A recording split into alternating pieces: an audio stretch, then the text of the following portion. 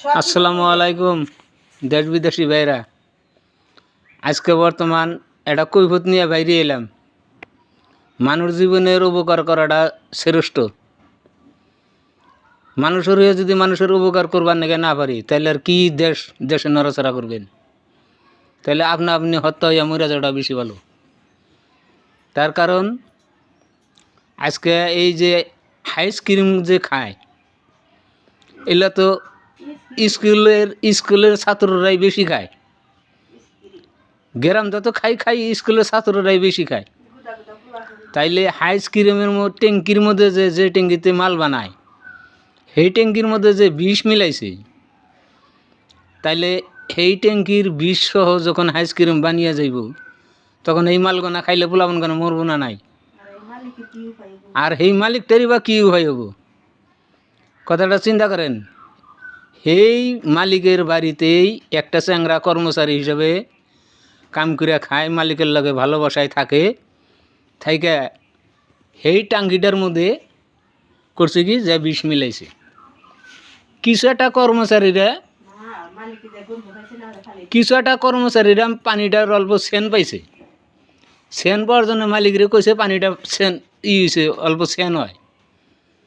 তো মালিকে কইছে তাহলে ঢাইলা ফালিয়া দাও। মালিকে কই পাকার দিবা, ফালি দিবার কইছে, আর কর্মচারীরা করছে কি পাকারে নিয়ে ঢেলে দিছে। নালাদা পানিটা পাকারে যায়, তালাটা ছেড়ে দিলে পাকার একলাই নামে। তো দেখে পাকার মাছ মইরা ভাই সৌড়ে। আরে তাহলে কি ঘটনা হইলো? তখন মালিকে সিসি ক্যামেরা অন করছে। অন করায় দেখে শাহজাহান নামের একটা ছেলে, এই কর্মচারী তার বাড়ির, এই কর্মচারী এই ছেলেটাই এই কামটা করছে। তো কাবাই বলে যুক্তি দিছিলে, যুক্তি মতো এই কামটা করছে। ইতিমধ্যে বর্তমান ছেলেটা জেলে আছে, নিজেই স্বীকারোক্ত হয়েছে। তো সবাই সতর্ক হইয়া যান, স্ক্রিম খাওয়া বাদ দেন। বাল বাচ্চারে হাউস মনের আনন্দ কামাই করতে আছেন, বাল বাচ্চারে খাওয়াবেন নাকি? টাকা পয়সা কামাই করবেন না, খাইব কারা যদি আপনার ঘরে বাল বাচ্চাই না থাকে? কোন দুষ্ট চক্রতে দিল, কিন্তু নিয়মের সরকার এটা পুরোপূর্ণ তদন্ত করে এটা ব্যয় করে লাগে।